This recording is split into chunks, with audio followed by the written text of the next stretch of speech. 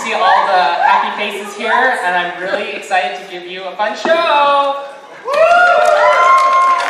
Guys, let's give it up for the definitely real Majira. No doubt in our mind. Subscribe to my channel, I need more followers.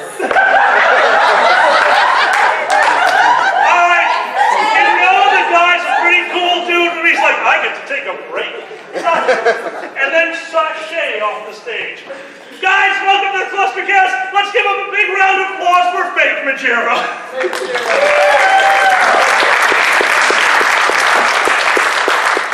You've done good. No, I love you. You've done good. I'm proud of you. Guys, here's what's about to happen. We are about to have a conversation with all of you. You may know some of the people up on the stage. Some of us you may not, and that is why we are doing this.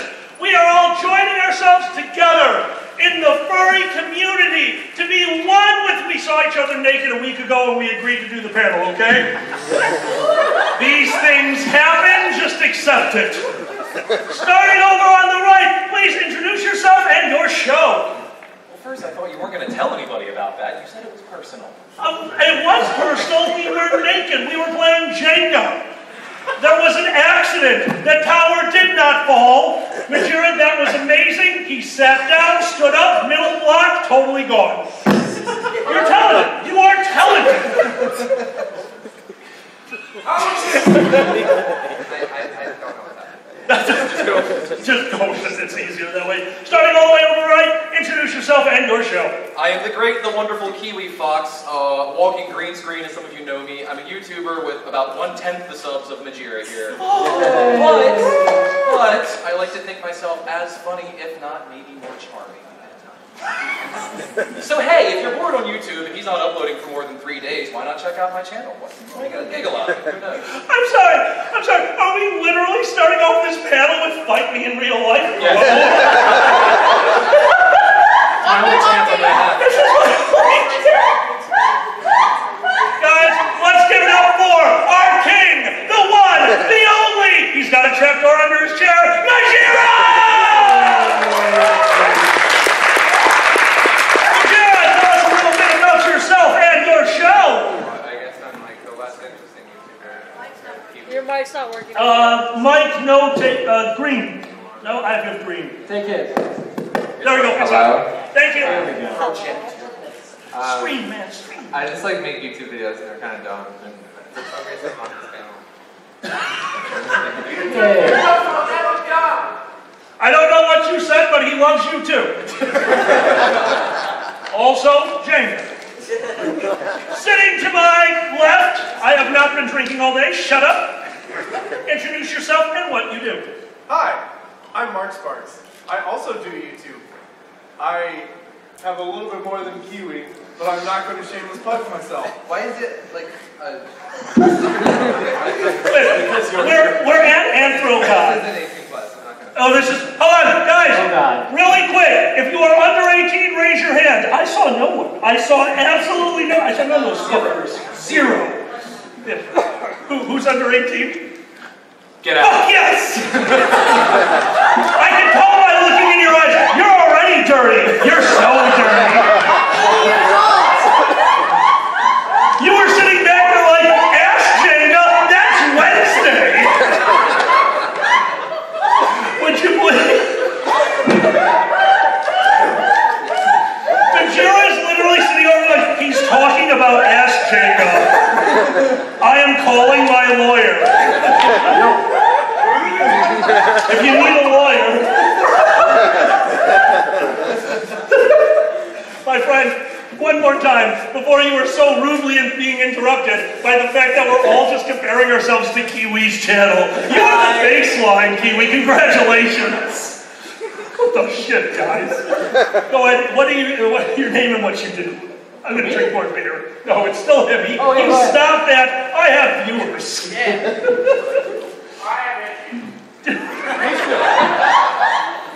I'm Mark Sparks. I recently am a veteran, and I do YouTube videos for fun. Yeah. And now it's my job. Great. So yeah. Yay! This table is super loud. Hold on, you said you were a veteran. Is this a flashback?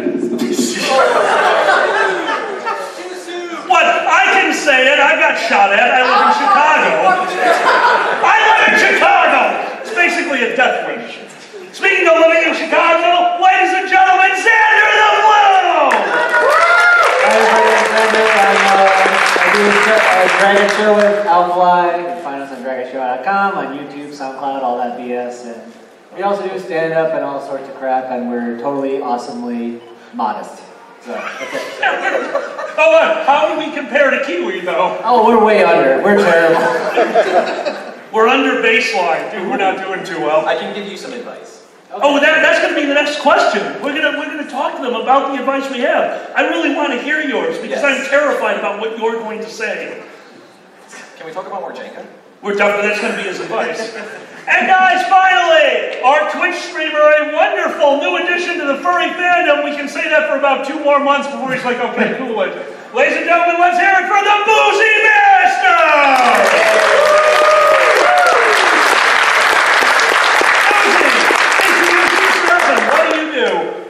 I don't believe that my dick size is directly proportionate to my subscriber count.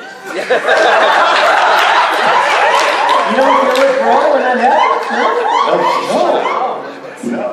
I stream old bad video games on Twitch and someone bought me a toilet during the stream. They are my shit angel now. I can poop in my house again. It was awkward doing it in the yard.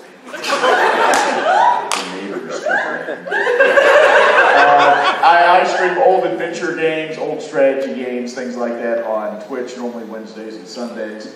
My kids come in and scream things and tell you about crayfish and things you're not interested in until I remind them that we do actually have a cellar, and it does have a lock.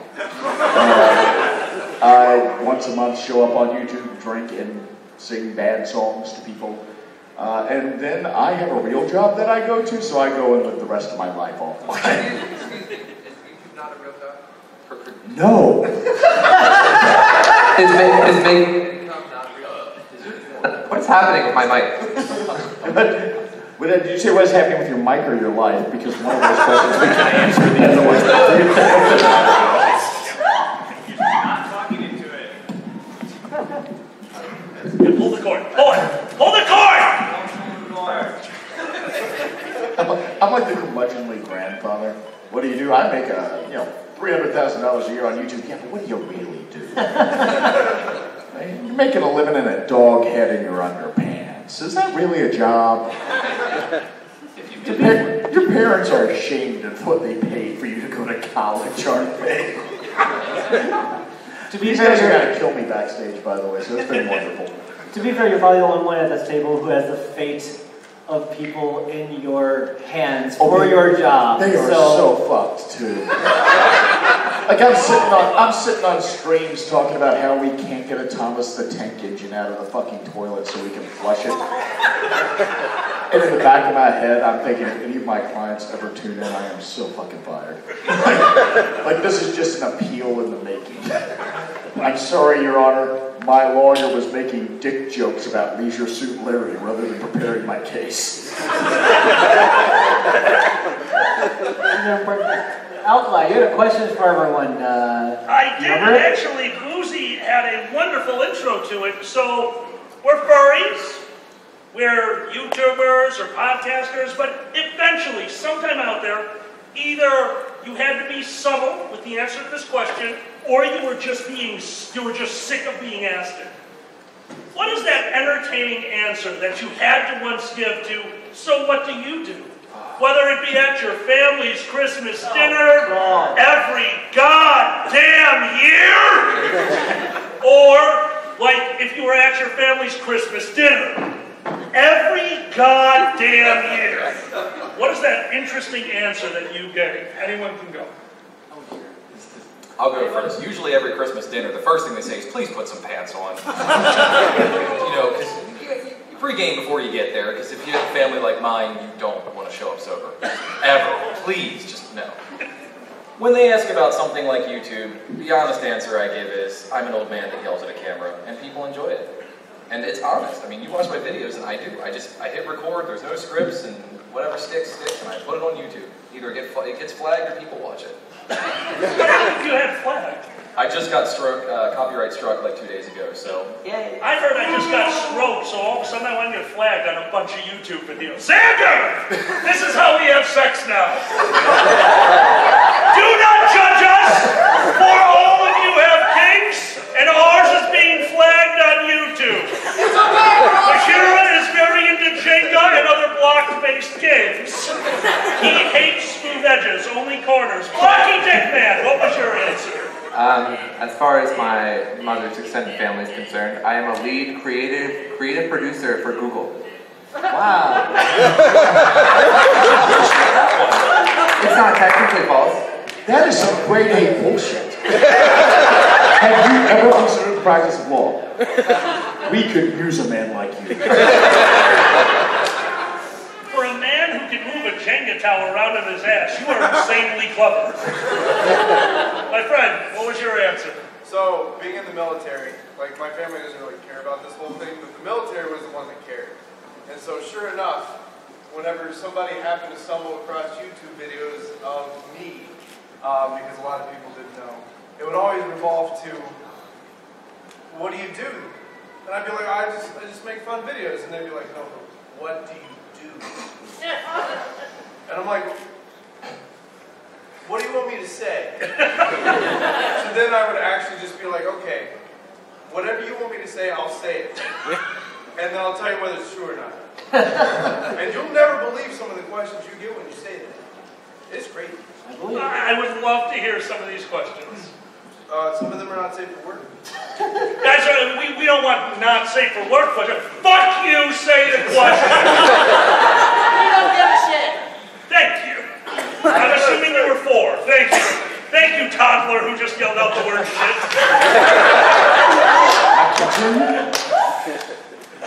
So no lie, I had a sergeant major in the Air Force, which is I think chief master sergeant or something. What the hell are you looking at me for? You I know these things. You're the only Air Force guy I know, alright? You think I pay attention? 4 years I couldn't tell you the rank structure. I just go in and I'm like, fuck ever, man. He's got more whatever the fuck's on his shoulder. And yes, sir. What? Isn't Master Sergeant from Halo? That's Master Chief. Okay, for a second there, I legitimately thought you guys were confusing gaming for military service. I killed all the aliens and got a ring. Do you know what drones are? Okay, never mind. Oh my god, this table What is the like shit? a city It's national. like a video game. But yeah, no, so I had Sorry, Jesus. Okay, so I had a chief master sergeant in the Air Force actually like come up and ask, like, so what kind of fetishes do you have to have? Well, like we have a checklist. There's an admission sheet. It's called FA. What? None of you have used FA before? Let's try this one. Who woke up here this morning and masturbated FA before coming to the convention? Thank you for being honest. Now here's the better question. Who was late getting to the convention because of FA? Thank you. Also, damn it. I just love the idea that you have to have an amount of fetishes, like you're filling out a sheet for D&D. Like, okay, pick 3, and these are what you're starting out with. You play a little, you'll get another one. If they select bondage, do they lose agility points? They might gain charisma. Have you ever seen the opposite? I love that. What's it called? F-list. Somebody sent me an F-list page once. Like, hey, how are you? Here's my F-list. I'm like, I am definitely talking to this person. Nick? And it was like, yes, everything. No, boobs and satellites. My favorite is when you don't know what the F-list code is, and it's like, oh, someone sent me the launch codes. What does this mean? The best when all this shit started a year ago, one of you motherfuckers sent me a link to F-List and told me I should check it out. I went in there. There is a trailer park role-playing subcategory. What the fuck, guys? Do you just get off on like one person going in there and evicting your family? when I found out that it was like a fucking chat room, that's exactly what I did. I went in and role-played the trailer park owner disconnecting your water. They banned me in like 45 seconds. They are not big on wheels. I'm sorry, did you want me to disconnect that water with sausage? Is there anything we can do to keep from getting thrown out? Pay your rent. Not Marlboro points, ma'am. I am definitely not somebody. I don't know what, but no. I definitely am not. I don't do a lot of pop culture. But a few days ago, a friend of mine sent me a long text message that starts with this: I put on my robe and wizard hat. Fuck all y'all that get that joke, because I was terrified. Because I definitely got an erection. What? Harry Potter style. I'm married to that. What? No! I don't need. No. You opened the door for that one. Oh, we're still doing the question, aren't we? Yeah, oh, no. We have the users. So, we had a bunch of users submit questions, guys. We really wanted this streaming. The hotel, and this was glorious. The hotel came in and they're like, oh, you needed internet in there. For the top hat guy? Not in our hotel. And Uncle Kage, my good friend, who has always supported the insanity that we do at cons, she's like, no, I totally agree with that. You're sick. So this will be later tweeted with very little editing. We've got multiple cameras. We're just going to piece it all together. Mainly, we have the one that's under the table zoomed in on your crotch. That's going to be the majority. So we're going to get a whole view of his penis? If you're on that my friend, Patreon tier, yes. You're gonna get to see Majira's strawberry online. So, are we going to get to see his strawberries? There was a massive YouTubing accident. Strawberry singular. Oh. Yeah, we're really sorry, dude. Zoom is a bitch. How long do I have to sit here?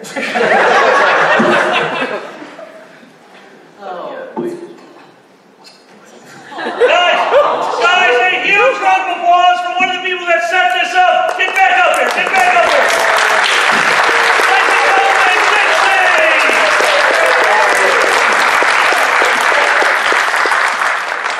That's some good water, isn't it? Yeah, that's good water. It's really good water, isn't it? Dixie, remember that giant tray that I told you not to touch? Go get me more shit out of it. What do you want? What? I don't care. Do you want some of that water I just gave him? That would be glorious water. Really good water. Would you like water? Would anyone like water? Can I have water? Just water. No, we don't need that shit out of here.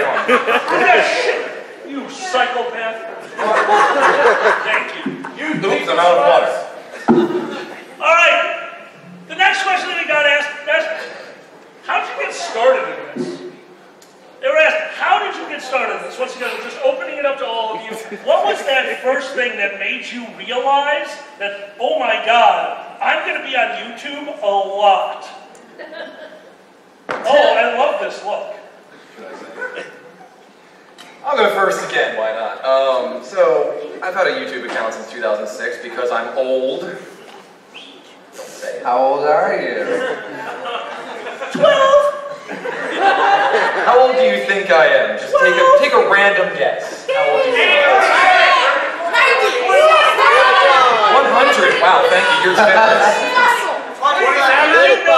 Just yelled out kitty, right? So like, you're just kidding years old.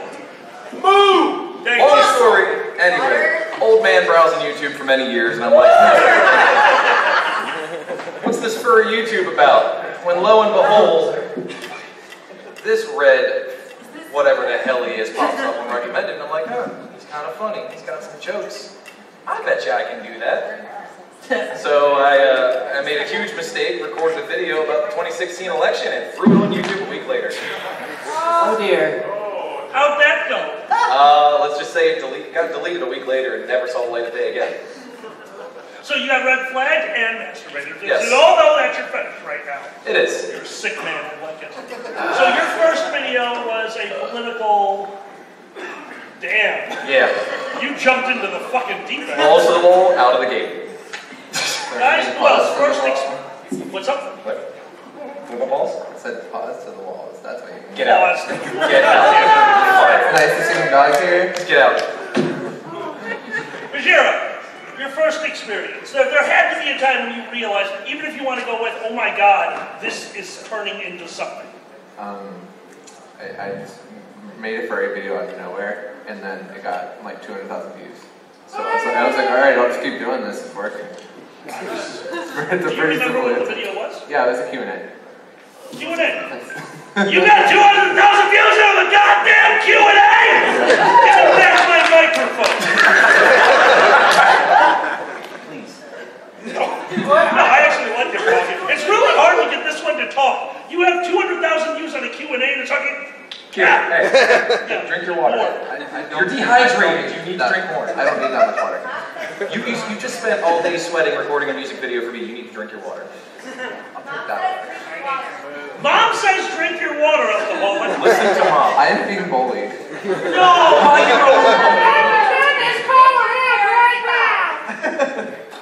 I just threatened someone to I'm never going to be invited to this shit again. Oh yeah! This is the trailer park F listed, really. Mom says drink! Make us proud of you! Hey, Boozy, Yes. cake is my reward. Cake is my stage name. Cake? Yes, cake. Because I'm sweet and covered in frosty things. Too many people out there get that. Let's get a load of singles. I know a place downtown. I actually had a client at work. There was a joke along those lines. Now I get it. I'm from south of the Mason-Dixon line. I'm like, what the shit? It's not a thing anymore, dude. First video. What? No, not you yet. We know your first video. More. First video or first memory when you knew this was happening. Okay, so literally, I did mine before it died. And literally, I made friends with him. And it was literally like my first ever convention. I just came back from being on like overseas and stuff. And literally, he was like, hey, you know Vine's dying? I was like, yeah. He's like, you should do something better. I was like, okay. So then I made my first ever YouTube video, which was so crappy that the autocorrect nearly red flagged it for racism. Which It doesn't sound like a mistake. it had nothing to do with racism. It was really a touching story of how I made all my friends, and for some reason it misspelled one word for another not so good word. What were those words? I'm not going to say those words. No. Do not say the word that it all correct, but tell us the original word. Mangusu.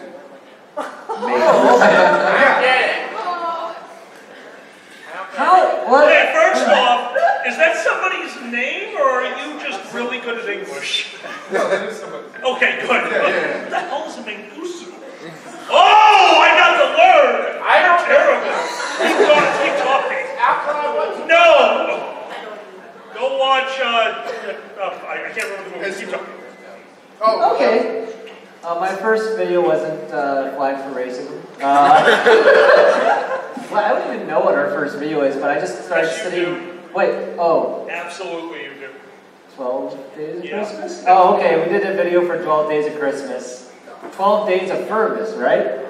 Furry Christmas. Has anybody in here seen that? And of course, the thing that we got the most out of it was the outtakes of, can I say? Yeah. Oh, yeah, it's an adult panel. Say whatever you want.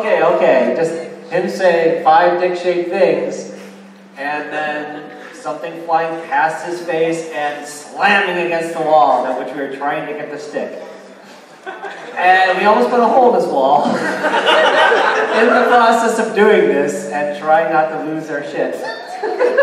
The first take was like, 5 dick-shaped things! And he takes the throwing dildo, which by the way is a thing now. We have a throwing dildo. If you rob my house, I have a fucking throwing dildo. And that fucking shot took hours. He is a fucking expert at throwing this thing. So he threw That was like 1 for 100. What are you talking about? You're still a fucking expert. I have not thrown 100 dildos. You have. You're an expert. So the first I'm gonna put that on my resume.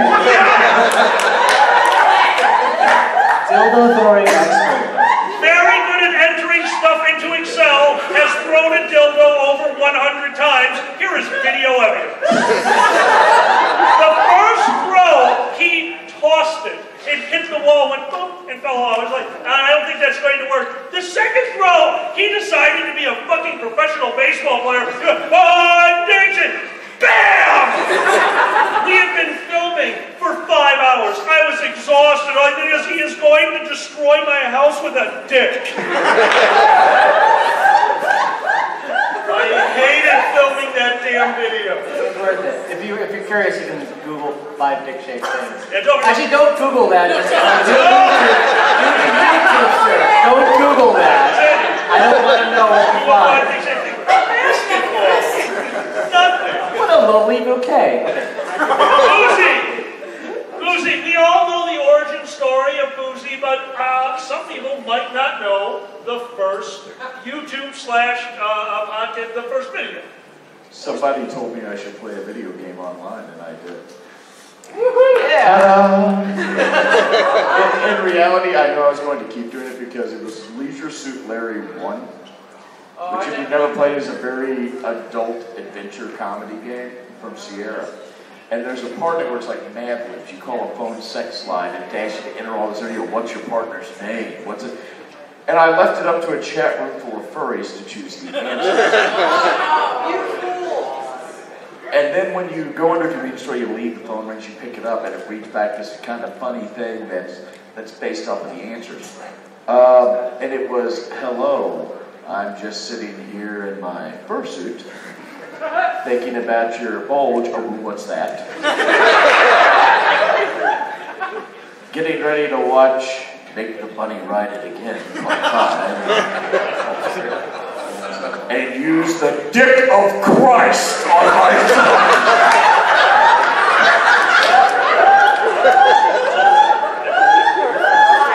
Having established everyone on that channel was going to hell already, I think what's the harm in keeping it up? And it's wonderful because last time on the stream we made our own church. The Discount Church of Jesus Christ.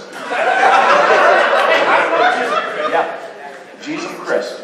You go on Sundays, you only get the misprint Bibles, soup crackers, and Welch's grape juice concentrate. It's not even a fucking mix, it's just a can. You take a teaspoon, scoop it out, put it in your mouth, go home. The best is people keep saying, play this game or play that game, and I keep having to explain to them that I bought my computer for, a real job. So it doesn't play a lot of those games. So we are stuck in like 1980s, 1990s adventure hell on my Twitch channel. So halfway through as I'm staring at something with no goddamn clue what I'm doing or how many broomsticks I have to get the bucket that somehow opens the security door that sinks the submarine to get the nuclear launch code, to find the cheese that you need to give the wizard to save the princess, because that's how those fucking games work. The chat just goes off on its own. And by the time I look back and I'm like, we've gone from try opening the cabinet to, I don't know what you think about the geopolitical situation in Venezuela, but. So yeah, I'm just background noise to people saying things these days. Nice. All right, we're going to play a little bit of a game with the audience now. Here's the game. What's Majira doing? Hold up your hands. You don't need to turn it towards them. Just hold up your hands. What's in your hand? What's in your hand? That's a cell phone. What's down here? I'm not going to turn it towards, but really quick. That's what's down here. What is Majira doing? Oh, shopping on Amazon. He is not shopping on Amazon, but that was a really good guess. He's not trying to buy dicks. He's watching child porn. What? Get that guy out of here. No. And I'm going to say you can't answer any more questions for 10 minutes. No. Fair enough. Hey, you are on timeout. What's Majira doing? X videos merch. X Videos merch. Is it Dax Videos merch? No, it's not. One last answer right over here. What is Majira doing? Reading a picture of a badge? No! See, that'd be wonderful! And you're so close, because he can't tweet a picture of a badge. What's Majira doing? Purchasing Chipotle? He is not purchasing Chipotle. Xander? Starting his own cryptocurrency. Let me let you know what Majira's doing. He's registering for Anthrocon!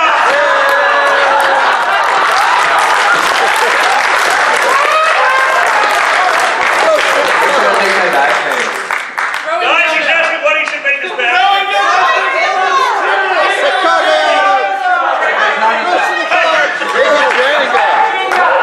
Naked Jenga.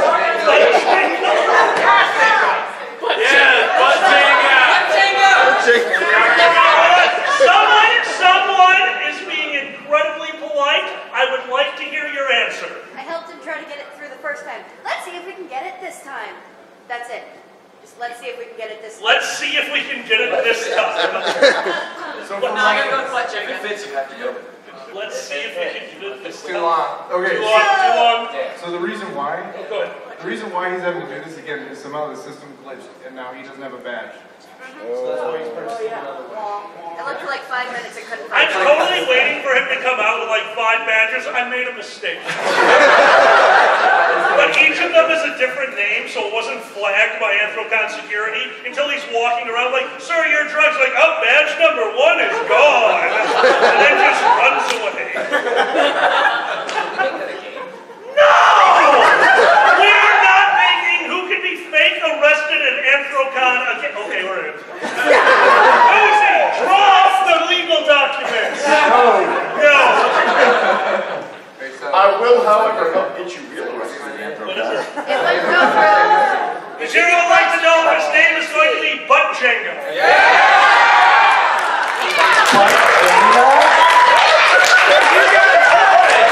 How does that even work? Is that allowed? B-U-T, Jenga. One T and you won't get But flagged. I would let him Hold on. Is butt Jenga Are where you there a only bunch use of your butt children to like leaving? Oh take God, out I'm the so pieces? sorry. Wait a second. Oh good, they're coming closer. I can't. I have milk. I don't know what that is. But It's milk. It's really just milk. It's Oh, okay, it's just milk? I believe you. Sure, fine. Just like that's just water. I do have a question here for everyone though. She's drinking chocolate milk. She's obviously 12. No! You're on 10 minutes! I will kick you. Xander! Xander, you said you had a question I for have a everyone. question for everyone. Since it's movie monsters, who is everyone's favorite movie monster? Oh, very nice. Very nice. We're going to start with Fuzi because I think he's competing at his wife. Yes, I am. Fuzi, what is your favorite movie monster? Donald Trump was in Home Alone 2, so we're going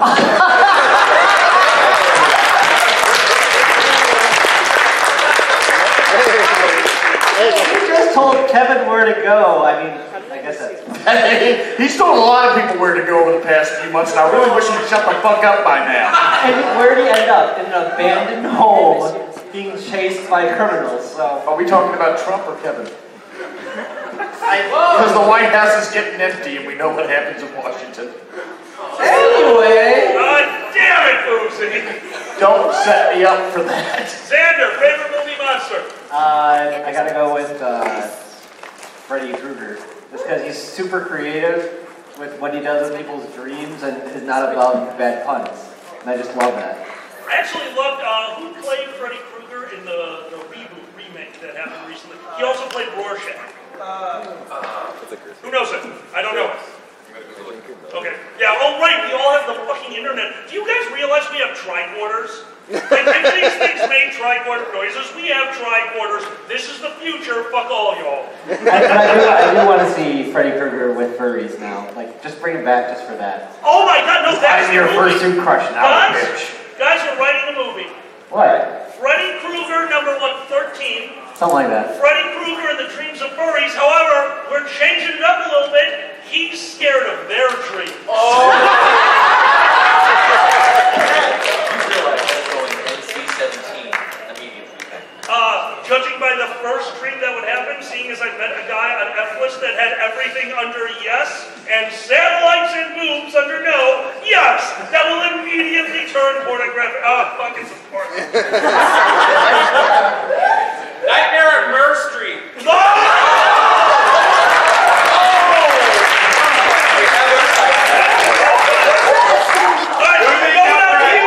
I will only take a raised hand. Give me the Netflix description of Nightmare on Murr Street. I want the Netflix You're on time. Fine, if you die, you're going to 20 minutes if I don't like it. What do you got? I was going to say Friday the 13th. Friday the 13th. That works. What's the Netflix description? Oh, whoa, what's this? Lou, what's this? That's good. No, I've seen some. If you guys haven't noticed, go to Hulu.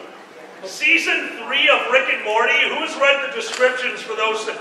Hey, bro, Morty's a kid, bro, and that's the whole description of the episode.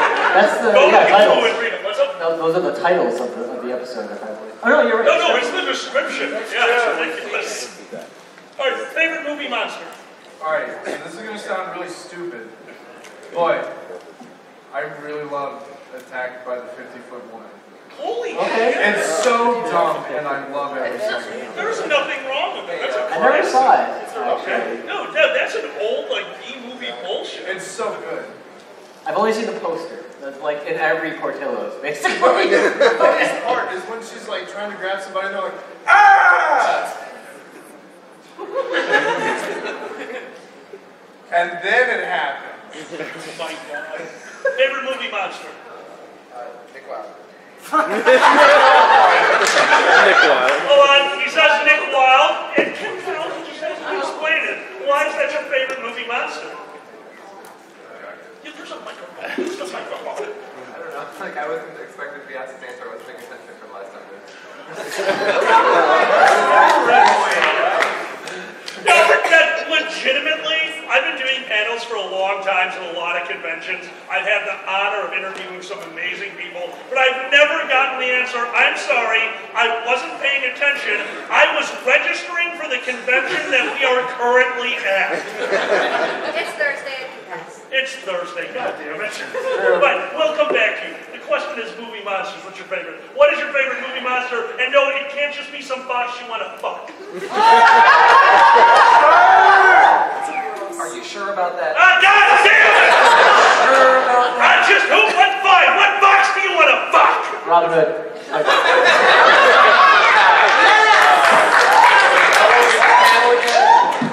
You giving it to the boy? No. I want to fuck a boxing mechanic. I really want to. You know, I was going somewhere with Sly Cooper here, but we're not going to go down that dark twisted road. That's not even a movie, so we're good. Favorite movie monster, and no, I don't want to fuck this one. You know, I'm blanking on this one. Too many. Oh yeah, no, there is too many. Godzilla. Let's just say Godzilla. All right, Necrofer. That's a good one. All right. Big is always better. Now, my friend, your favorite movie monster. I didn't think of an answer. That's it. Favorite. I'm registering for other conventions right now. Explanation at the end of the movie when he gets the fake berry shot at him. Spoilers. No, when he was gonna eat her and he was all evil and shit. There you go. Okay, fair. Actually, So when he wants the fox to eat him. It's No. Oh, jeez. Yes. Well, I tuned back in at a weird fucking Y'all are time. Welcome back, Rosie. I'm sitting here looking at a seller to speed off PayPal, and I go, what's the fuck's eating her? What the fuck? all right, here we go. This one was one of my favorite questions that was asked. Guys, this is once again to the whole panel. The moment you wish you didn't do. What is it? We record a decent amount of our lives. And people we see the stuff even we don't want to do. We've been on stage, we performed live. What is that moment you went, oh, I should not have said that? What is that moment? Who wants to go first? Because there's probably a lot of moments. Dear God. Oh, go right ahead, my friend. Alright, for those of you who've seen my channel, there's a video that's done called Bean Boozled. This is my most popular video, and I hated every second recording this video. And the reason why coming back from FWA, half of us were really sick, and we were like, well, we still gotta film stuff. We have plenty of candy sent by all people of all nations, so we're like, Majira's gonna film a candy video, Hooker's gonna film a candy video, and I'll just do Big Boozle. Somehow this is my #1 video, and I literally can't say enough of how much you can tell watching the entire video after I explain this. If you watch it and then go back to it, you're like, oh yeah, these guys hate what they're doing. It's your #1 video because I edited it. Yeah, it's better because he edited it. Just saying. I mean, I'm not gonna lie, I suck at editing. Editing is hard. I have an answer for the next What do you got, Sandra? Alright, so this is kind of complicated because in my stand-up, one of my most popular bits I do is about I have an experience with a Furby. Now, I don't regret doing it, but because of that, everyone sends me the most horrific Furby things they can find on the internet immediately. And I have seen everything Furby related now. And it is just like, hey Xander, look at this. I'm like, oh God! You told me you like me. I have to deal with that for the rest of my life. So. You know, at some point he said the cock on that Furby is huge. Don't make any noise till it goes to sleep, God. Guys, that moment you wish you could take back. A moment you wish you could take back. Well, a moment ago I talked about Furby cock. I wish I could have that one back.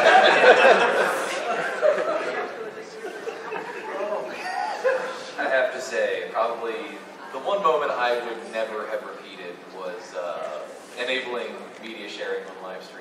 Some of the shit you fuckers play on my live streams are the reason I got copyright strikes. Videos. Do you know there's 10 hours of pickle ASMR? There's videos, yeah, I'm serious. And then there's videos about, like, rapping about, like, this boy is a bottom. I have seen the darkest corners of the internet because other people put it in my face and I can't look away. 10 hours of Missoula? Yeah, there's 10 hours of somebody just blowing up Vuvuzela into a microphone and people watch this shit. I know Boozy let people fill his Spotify, right? Oh yeah. Oh, you motherfuckers. No shit, I'll put it out there. I'm like, if I'm going on a road trip to a con, it's this many hours round trip. Please give me a list of music that you like so that I can hear it. It's a great way to discover new songs, right? That's how you find out about shit. As your friends put something on, you're like, oh, that's neat. I like that band now. You assholes. Let me tell you, I love your passion for music, but when somebody says, I have a 14-hour road trip to a convention, give me music, it is not an opportunity to give me your favorite band's concept album with nothing but bassoons and vuvuzela. That is wrong. Bad. I have a moment I wish I could take back. What's that? I really like fucking with you guys. And one of the ways I fuck with you guys is I randomly play Pepper Coyote's Horsecock on my streams. And I wait until, like, it's a quiet moment in the game and I'm having a conversation and people are almost certain to have turned up their music, and I know that some of the younger listeners or college-age listeners are probably watching it on the laptop in the room with their parents. And then I just mute the game and turn on Horsecock. Like, you can tell who on the stream is lying about their age and is actually below the age of 18 because, like, 20 fucking watchers disappear immediately and come back 5 minutes later. I do that one day. And there is a person who's in this room, who I'm not going to name, who has been in the furry gun for a very, very long time, and is a regular watcher of the stream, a very, very sweet person, and her husband had told her to tune in, and she would become a very good friend. And her husband said, oh, you should really start listening to Fox and Pepper. And she had said, okay, but she hadn't listened to any of it yet. And she tunes into the stream, and I play Horsecock. chat, and all it says in the chat is, my husband was just telling me today to listen to Fox and Pepper. This is the first song of theirs I've ever heard. I'm good now. And then like 3 minutes later, her husband just types on, thanks, Boozy. It hasn't stopped me though. You should all tune into one of my streams and just know that you should watch it around your elderly relatives because I will fucking do that again. Like, I don't care. Like, could you stop doing that? I mean, I can, yes, but I'm not going to. I do this for my amusement. It's usually how most of the streams work, yes. Yeah. I love that. Here? I don't know how many of y'all keep up with YouTube trends.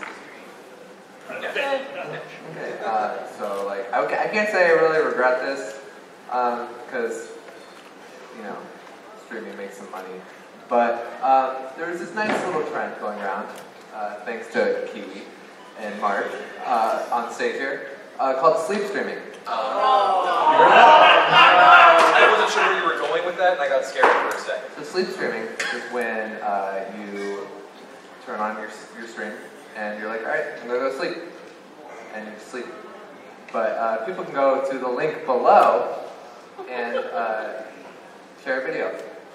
So you turn your laptop speakers all the way up or whatever, and they can just try and keep you awake. So I was dead tired on a Monday night, or Sunday night, I don't remember. And I was like, all right, I'll just do a sleep stream tonight. I think I slept maybe, what, 20 minutes? Not even. The thing you're forgetting is they weren't laptop speakers. Oh, no, they were loud. It was loud. So people were playing like the Nuke Siren, like the bass boosted, like the ear raid, full blast. Russian national anthem. And it was back to back to back. So like when a video's over, you're like, oh, thank God it's over. And then it's like you hear like the notification sound. That's like, oh, this person like sent you a $5 tip, and then you're like, you have to brace yourself. It's like, what's about to happen? What's coming next? And what was the worst thing that happened to you? I think the worst thing was I had actually fallen asleep and someone played Nuke Siren. And I woke up feeling like I was actually going to vomit. Like I felt nauseous. Holy shit! Wait, so what I'm getting at is I can make money while sleeping. It's not worth it, motherfucker. You want to do a sleep stream? Yeah, I'm from Philly, guys. If you think a siren's waking me up, okay, there was a crackhead who once kicked in the door of an apartment I was living in, and I slept through it. Bring it the fuck on. Shit, I'll tell you what, you donate enough, I will recruit a crackhead to listen to this. Kick in the door on stream. So how's the furry fandom doing? Boozy paid a guy to murder him on a live stream. Holy shit, what happened? He made $14.2 million. It woke him up though.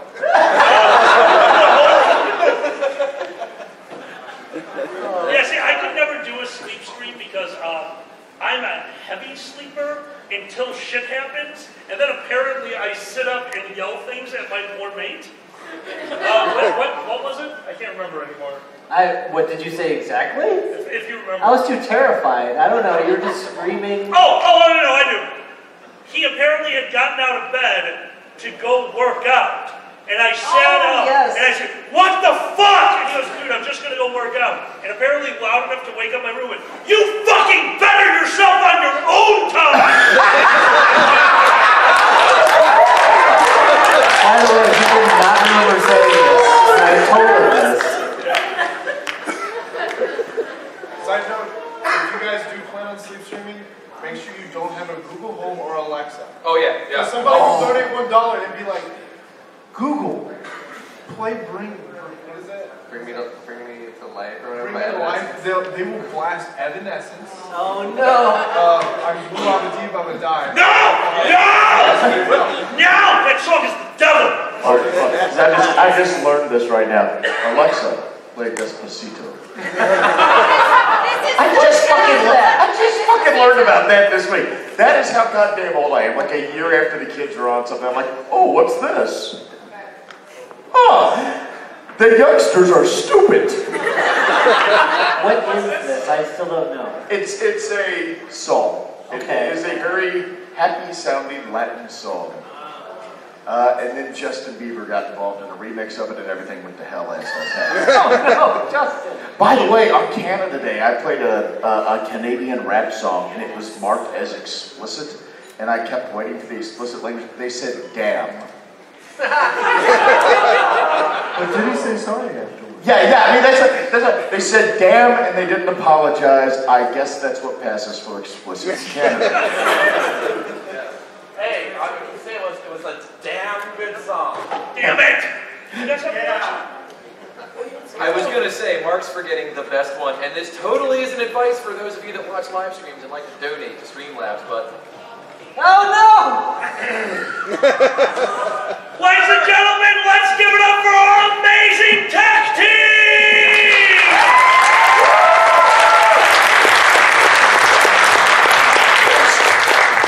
I can't see who's back there, but I know we got Mackie and Willem. Guys, these guys made all of this happen. Thank you very much for the tech team. You guys are amazing, and you're literally driving home with me. I will crash my car. The best version of this song is I used to play a LARP in Canada. It was an 8-hour drive. I got injured on my driving foot and could not drive home. I gave the car to my friend and he said, I'll drive, but I need to play my song to stay awake. And for 5 hours, he played I'm Blue, I'm a Do, I Will Die on repeat until I said, fuck it, we're not going to the hospital, I'm driving on a broken ankle. I did it. And I can't stand that song because it makes my ankle hurt. I was singing. It was Blue, then I went home and I OD'd, and I died. Okay, so you were trying to give some advice about... What not to do in a live stream if somebody has a Google Home or an Alexa. Never ever ask it to play the Croatian national anthem. Ever. Why would it happen? Okay, no. Let me explain. Yes, The please. Croatian national anthem is actually an opera for some reason. I Very Oh, how long is it? It's like 5 minutes. Oh my It's god! long. And the thing is like every time, the first time I did it, I was drunk and I was like, Alexa, play the Croatian national anthem. And this really like professional sounding opera singer comes on and she's like singing. I'm literally thinking to myself, if this is their national anthem, Croatia must be an entire country filled with opera singers. Because how else would you sing to it? I want to believe that during the Olympics, like, someone in Croatia wins a medal, and there's a whole opera team like, guys, we're on!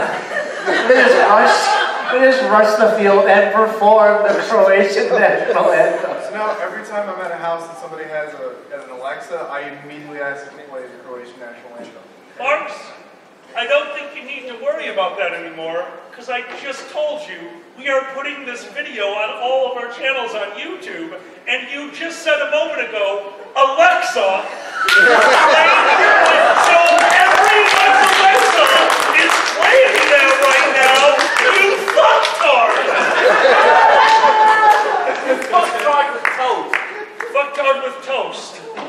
You are either the greatest insult comedian ever, or I'm terrified of you and you might eat my soul. 10-minute timeout! That was worth it. Apparently fucktards are like omelets, you also get toast. I don't know. I don't make the rules. Anyone who knows what's an omelet knows what I mean. Wait, you ordered large omelets. Alright, there was a question, but I totally forgot it after I realized that you just broke everyone's house with an Alexa. I read like 40 of them right before walking up here, and I remember like 8. So in about 5 minutes, I'm going to need my cell phone to go look at them. Okay. If I remember correctly, we had just done what the worst thing that we had ever done online was. Okay, Yes. so now we want to go back to a happier topic. Guys, what is the televised moment or streaming moment? What is that moment that you are most proud of? When were you totally in the zone and you realize this might be, even if it didn't turn out that way, this might be one of my greatest episodes? What was that moment for you guys? Arch? So it wasn't my stream, Oh, but Jesus. it was Majira's stream when we were doing it for charity. Oh, good. Oh my god. That's the best reaction you can get out of him. Okay, so does anybody play PUBG? Yeah. I suck at that game. PUBG, Players Unknown Battlegrounds. Oh. Yeah. So who plays Fortnite? Woo! Get out. Yeah, you're No, that was not real. God damn it! What? This is not how anything works. Okay, so we're like doing this whole thing for charity, and it's all fun and games. And this is quite far like the funniest things I've ever done in a live stream. We're all driving. We end up getting like one of our friends to join a random somebody else's team to then get in our car and go with our team somewhere else. So their team is following us, and I'm literally like, he's live and everything. And I'm just like, I don't know why you guys say I'm a terrible driver. I'm a great driver. As soon as I say that, the car goes off a cliff, starts rolling, and then explodes. And the funniest part about this whole thing is, the other guy, the guy who left their team to come join us, just comes up, sees what happened, and was just like, free guns. That's not the story I thought you were going to tell. What's the story? So I did a charity stream like 2 weeks ago. Oh yeah. And so we were trying to raise like $100. We ended up raising $3,000. So we made this like goal that every 500, either me or Mark would have to explain to our parents random fairy character. So Except it was my mom. You're a genius. So at I think it was me 500 and you 1,000. Yeah. At 500, I had to explain to my mom what huff meant. That's a furry term? Yeah. Yeah. You can thank Nas for that one. What did you do at 1,000? I'm trying to remember. It was bored. It was bored. No. The first one was macro micro. And then it was bored. First. And then after that, First I explain explained that what one first. four was. Oh my God. How did that go? Hey, but like when we said, hey, at $500, like I'll tell my mom what huff means. Someone dropped 500 immediately. So like it works, and we did a good thing for charity. So. That's awesome. That is absolutely awesome. Do you want to know what my mom said? Yes. All right, so she literally. No, come on. Oh, okay. Get up here. Turn around, yell at the audience. Don't talk to us, talk to them. Get a microphone. Yeah, but don't yell at them. Okay. What'd your mom say? So my mom, I was just, I'm going to say the vor word. That's what I remember. The vor I'm word. explaining to her what vor is, and I finished talking about it. It was pretty general. I didn't get an SFW with it, but I finished talking about it. She goes, oh, okay. Tell me more later. 5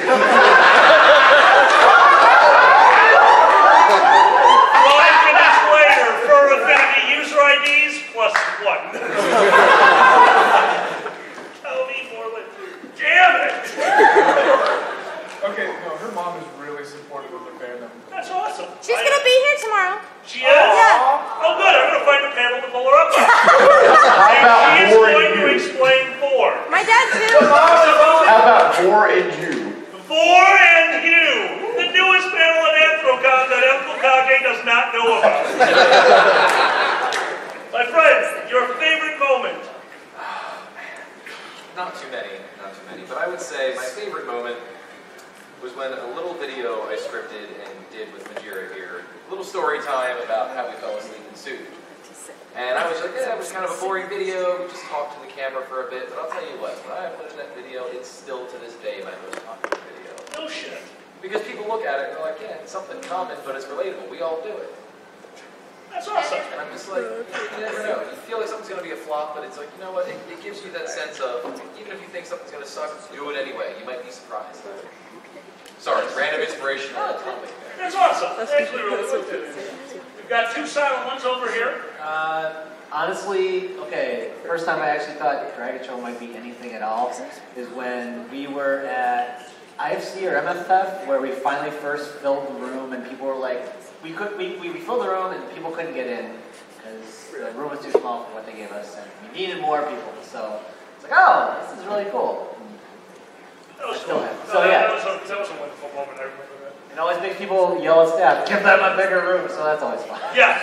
Thank you guys so much. The first thing we want to hear is we're like, oh my God, guys, thank you for inviting us. Sure, like, you're welcome. Why do I have 40 tweets saying that Uncle Alexander need a bigger room and the picture of their dick? Because they love us? Like, yep, their their dick is definitely heart-shaped. They should see a doctor. Thanks. Boozy, favorite moment? And don't say the time you sent the con-chairman of MFF a heart-shaped dick. Okay, so my second favorite moment is Baby Moses. You guys know what Bible Adventures is? Yes.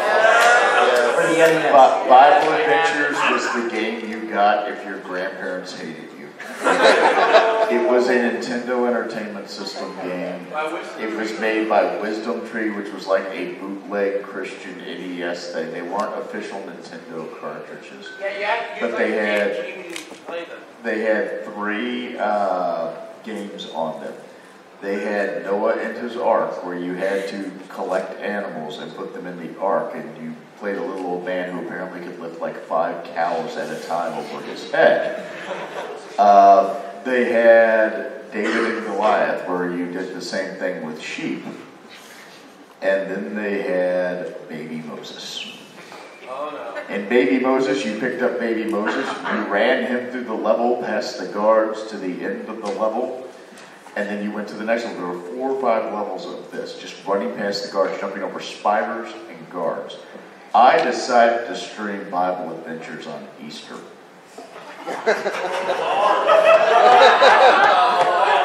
First of all, I'll say, if you couldn't die in this game, because if you died, it wasn't like, oh, you died, try again. It was like, great job, but you forgot Baby Moses. But you could like chuck the baby into the river. Like you pick it up, and if you hit the wrong button, you just fling Baby Moses across the screen. He'd land in a puddle of water, drown, and then it would let you play through the rest of the level. And come up with great job, you've got there was 1 level.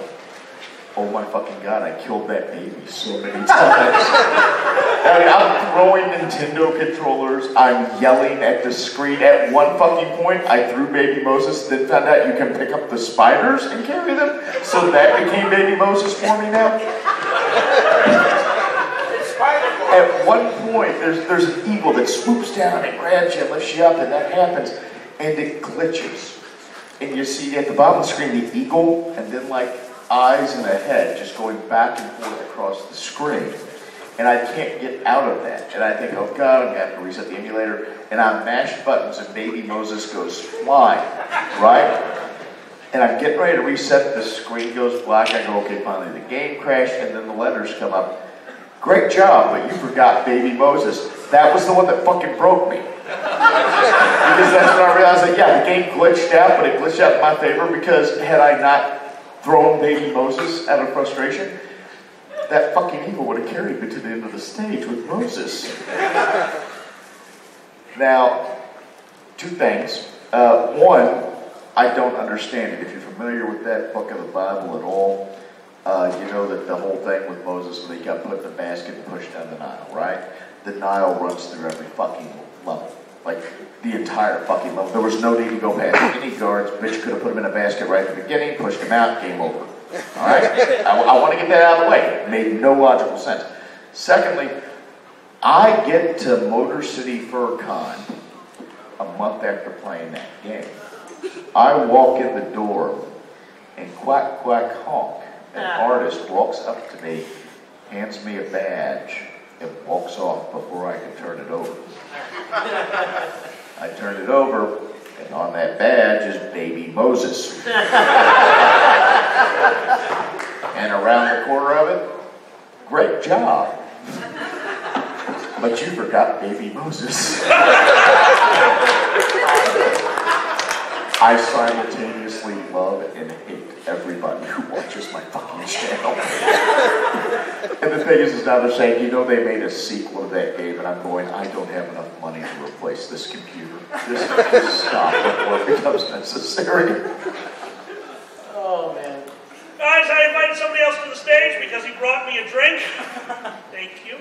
You're welcome. Guys, you may know this gentleman from the Dragon Show. He is on many panels and many conventions. Guys, let's give it up for Dragor!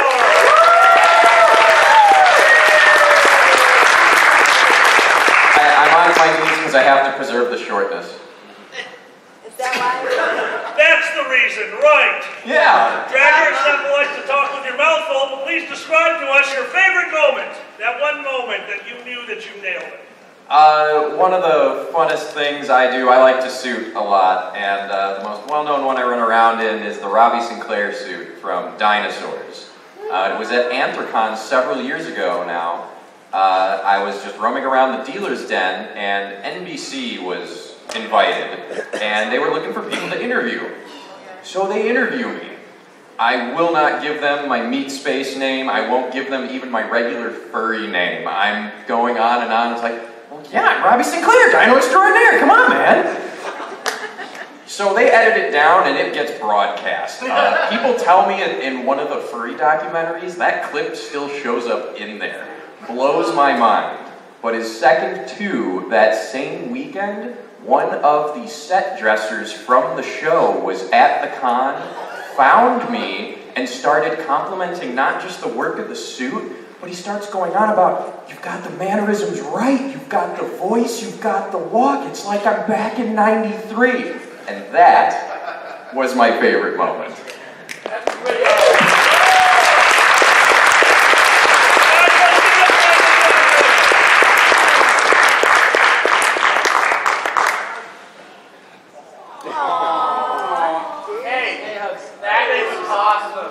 Awake, emo boy! Alright, now guys, before I ask this question, I actually had almost cut it from the show, but you know what? We can do this like adults. We can do this. This is not our way of saying, dear God, don't talk to us. This is our way of saying, every once in a while, somebody can get very overzealous. Guys, that message that comes to your phone at 3 in the morning and wakes you up from a name that you don't recognize, who has figured out how to contact you. Guys, we love it when you talk to us, especially in person. When we give you Twitter information, yes, we want to speak to you. But every once in a while, somebody does not understand the concept of speaking to us like human beings. Guys, what was that message? Oh, no. What was that time you're like, I might die right now?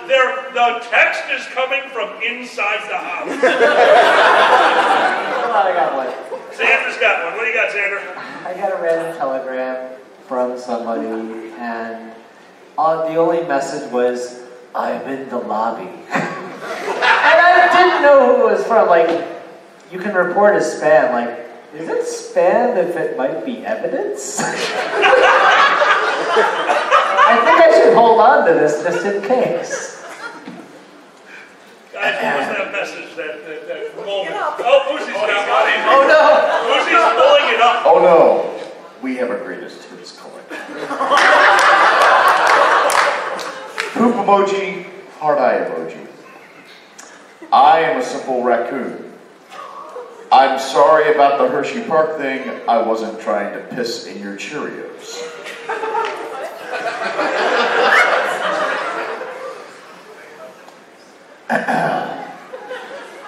Sorry if I'm annoying you, but I follow you. Period. Smiley face. That one kind of bothered me because I didn't know if they meant online or if they were in the car behind me.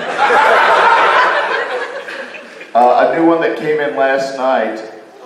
OMG, is this the Boozy from Twitter? I responded to that one. It's a Boozy. Your tweets are my fave. Thank you. No problem. Have a great evening. 4:30 a.m. My personal favorite, though, was when I went to a convention.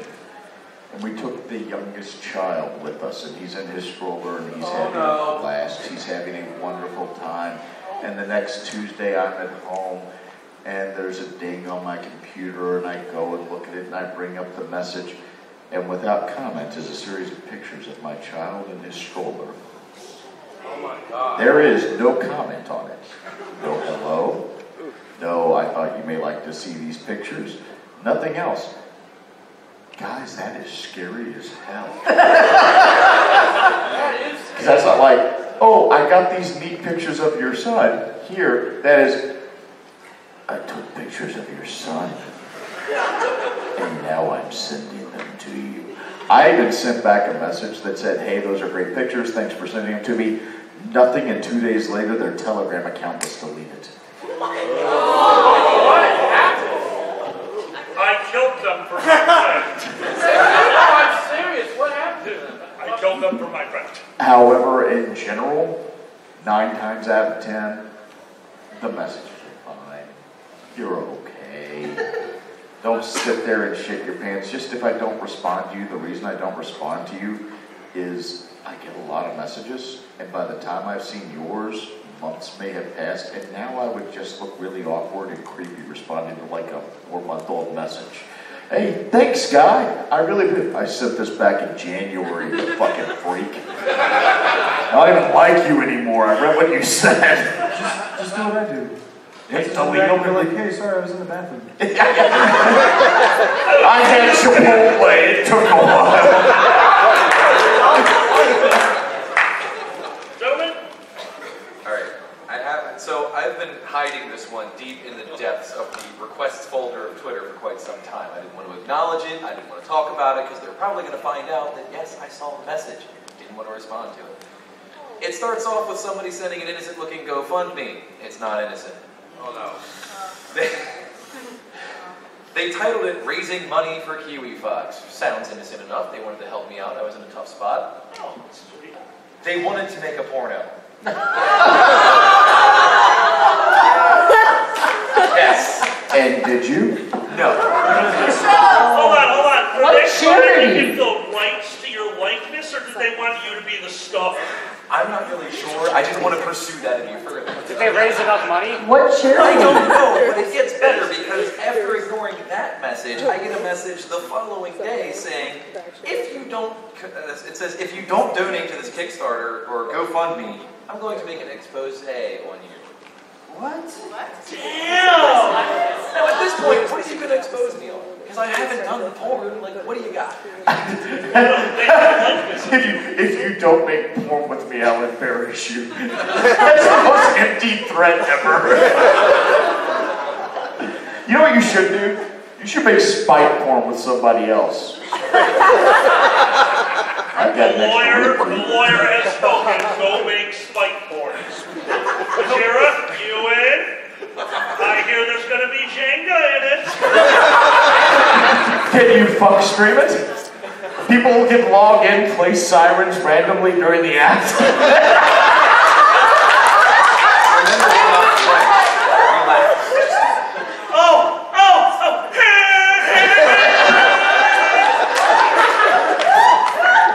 Jira stands up. There's just a full setup game of mousetrap. I don't remember that. Hold on, I just thought of something. This is an honest question. Do macro furs love losing at Jenga? Is that a thing? Do they just like not know? Like, I lost! Yay! Okay, I just had to get that out. That's great, man. Jira? Which one to tell? Which one? That's now you know the guy's a professional. When he stares into the depths of his soul, like, which one do I tell? I mean, I have a similar one to Kiwi. Someone sent me $500 to my link profile. Oh God! Out of nowhere, and I was like, "What? Like what? Like, why would someone just send me $500?" So I emailed them because they used your email. I was like, "Dude, like, can I like give you anything? Like, I can like." I was offering like my patron rewards. I was offering a bunch of like stuff, and one of my patron rewards is like I take like Polaroid photos for you. You know, like signature Polaroid photos. But I was going to say That's super cute. I like that. So I was like, do you want 8? I'll send you like 10. And this guy was like, oh, I would like some other photos. And I was like, what kind of photos? And he was like, oh, like, you know, maybe Majira like bent over a bed, like on top. And I was like, I can't do that. Sorry, but thanks for the $500. I think he was just too embarrassed to reply after that. But You have morals. I'm impressed. Like I'm like Boozy, are you saying you're not below or above that? I'm like $150 or shit. You don't understand how cheaply I will sell my dignity to you people. $5. 1 million. Coming soon, the Boozy Sutra. Look at the You know what? My wife's outside. You want to ask her about the Boozy Sutra? You know what it is? no. I'm tired. You do the work, I'm breathing heavy. God, I'm having a heart attack. Call the hospital. Do we have any more cake? Ladies and gentlemen, we have another stage performer out here. He has been doing stand-up with the fandom for quite some time. He has been running a lot of open mics. Guys, give it up for the Comedy Buddy!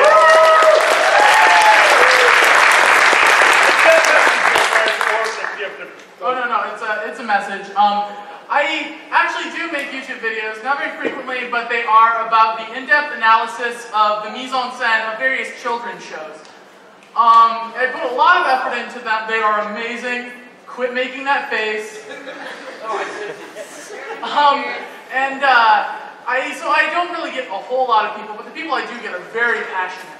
And so I had one guy send me a message, and he goes, "Hey, man." And I was like, "What's up?" And he goes, "I've been watching your videos. Do you like eating shit?" Wow. And I'm like, "The fuck? What do you mean, man?" He's like, "I'm not like doing a bit. I'm just curious. I have a scat fetish, and and he's like, and you just seem like someone who likes eating shit." Hold on.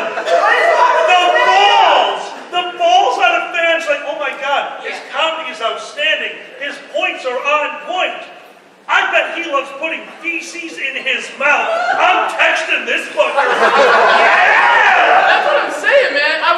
And here's the thing. I understand that as a human being, as a persona, you present a certain image, a certain je ne sais quoi about your stage presence, and I go, so like, what about it?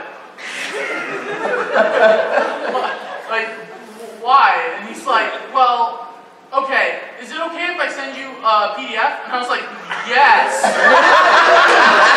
Please send me a PDF. And this man wrote, I swear to God, it was a dissertation breaking down why every little detail I've ever used, from word usage to color design in my videos, is like, it just seems like you have a scat fetish. Holy shit! Here's the best part. About halfway through, I'm like, do I?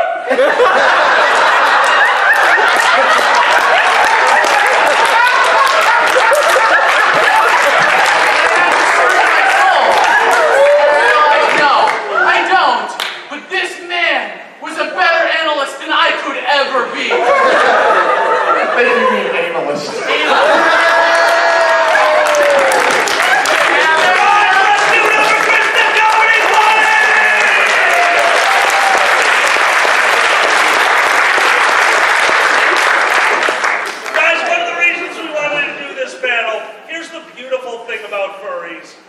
When you need us, we're always there. Now, a lot of the people up on this stage, guys, we've been doing this for a while, but you know what? We all have our weird facets. We all have our own, as he put it, our own je ne sais quoi. So we wanted to introduce you guys to some of the other things out there showing off the furry fandom, because we all do it a little bit differently. Some of us eat shit. I mean, it's just we have gamers in the fandom that stream Twitch games. We have amazing producers of furry content that I have been cracking up over for quite some time. We have podcasters, YouTubers, gamers. Guys, this is the beauty of the fandom. So this is just a small section of the fandom that just happens to be all over the goddamn internet, unless you're looking for pictures of them bent over the bed with another fursuit laying on top of them.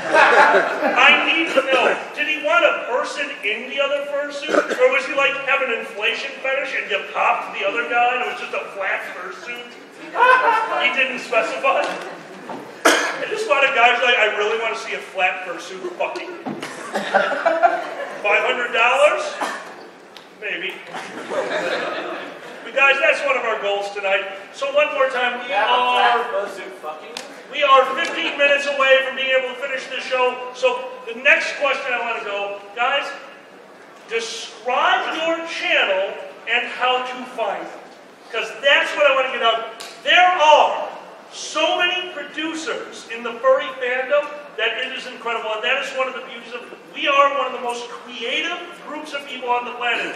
And you've heard this said before. Furries will be around forever because we produce ourselves. The Brony fandom, which I have met a bunch of wonderful Bronies, they need that show to come out to expand their fandom. We don't.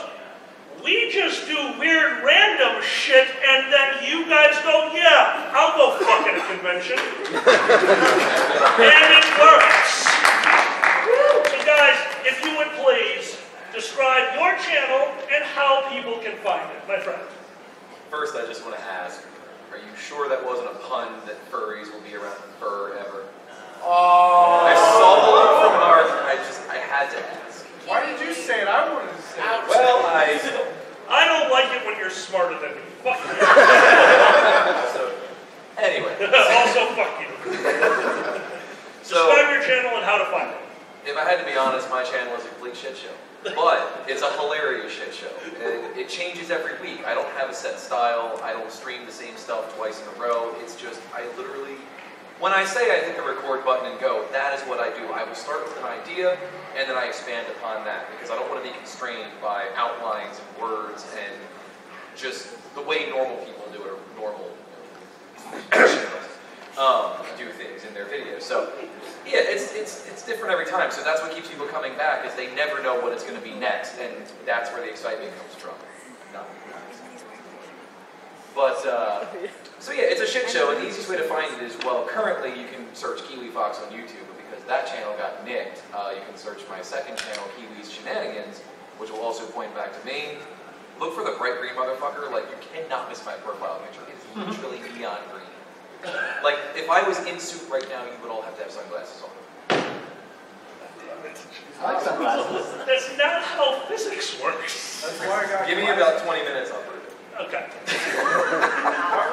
So that's the glorious Q, my friend. I make family-friendly vlogs. Slam fursuit fucking you. I don't say swear words in my videos, though. Do you really not? Oh, that's awesome. I stopped. Well, no. Okay, I'm not going to call you out, but I totally remember you swearing. I used to, but, okay, but I wanted to be more like appropriate. Oh, that's good. So it's something you can show your mom. Maybe not like the Sunny Dingo video, but the other one. Just look up Majira, youtube.com/Majira, and you'll find it. M-A-J-I-R-A, if you can't spell it. That's right. So, to best explain my channel is literally like, I have this idea, and then I just do it. And then, like, all the time, like, my videos and everything, it's literally, like, boiled down to, I had this random idea, and then I texted my friends, and then we did it. And that's, like, the best way to explain it, is just, like, when you have that moment where you're sitting in the shower, and you're like, you know what'd be funny?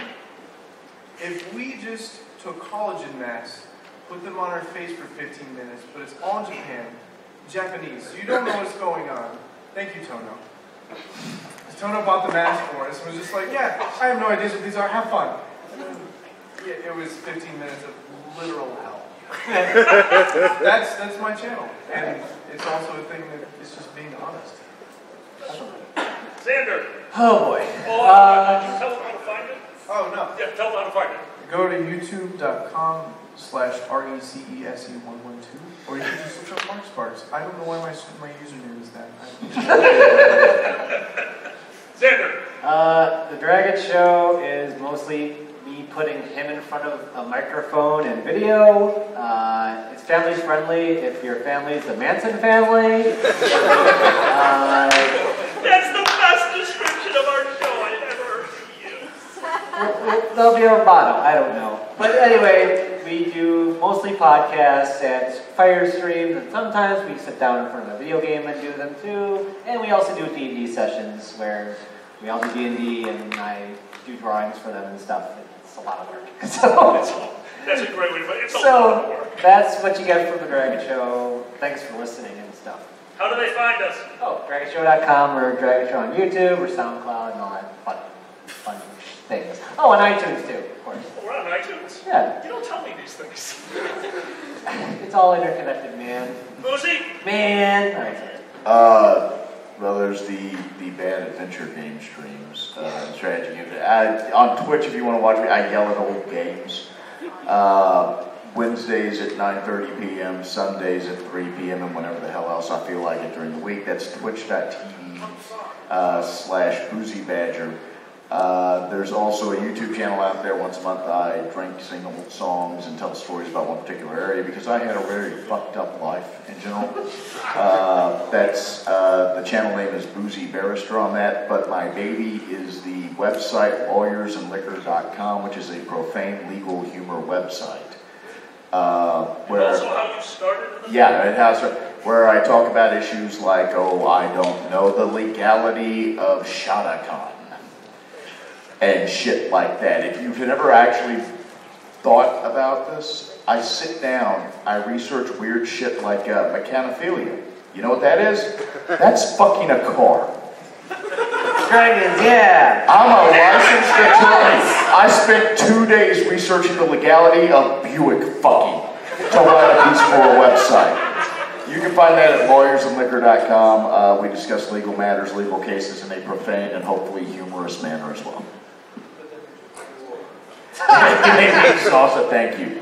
Really quick before we go on, because I didn't answer this because there were too many answers. Speaking of fucking a car, the tweet that I got at 3 in the morning that I did not appreciate was somebody sending me a fleshlight jammed into the tailpipe of the car, and then they turned the car on. I've seen that. I saw All I that. can think of is, well, I'm only fucking virgins from now on. And we got one more. We had him up here, and I know he has a channel. Chris, are you back there? Chris, would you come on up? Chris, could you tell us about your channel really fast? Of course. You're up next. Sorry, I didn't see you. I couldn't see you. I'm a big guy. Chris is a huge celebrity. I'm really big. Really big celebrity. Yeah, that's all that shit. Chris, that's your channel.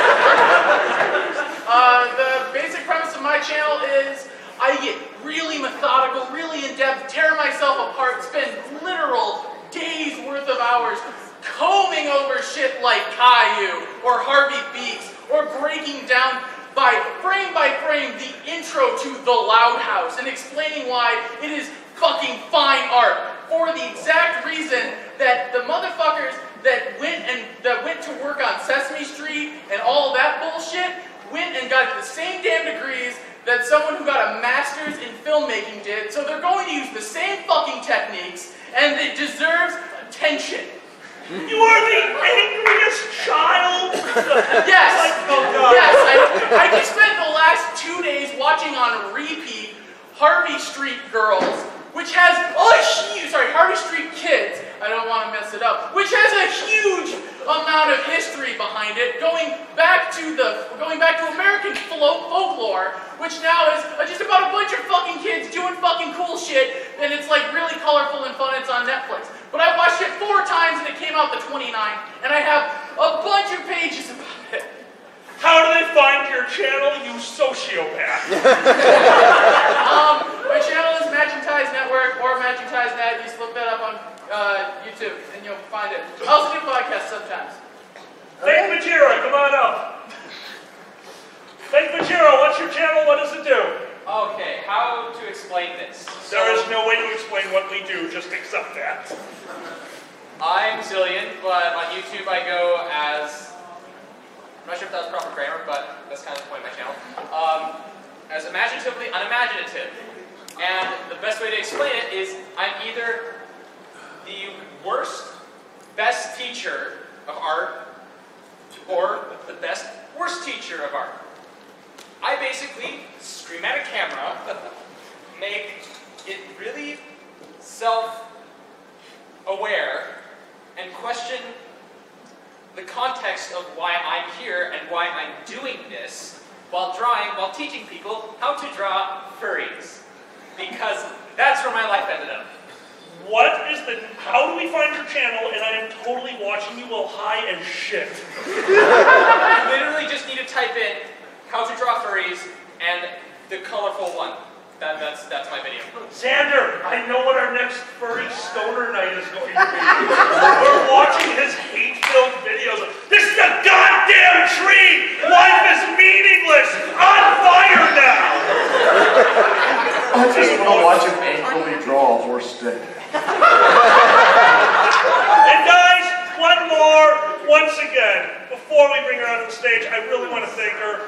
idea was hers. She helped me set this up. This would not have happened without her. Ladies and gentlemen, let's give it up for Dixie!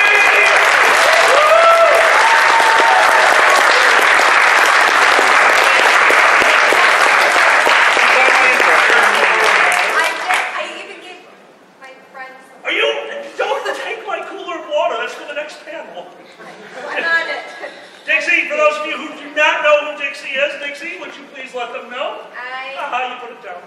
I am the manager for Fox and More and Pepper Coyote.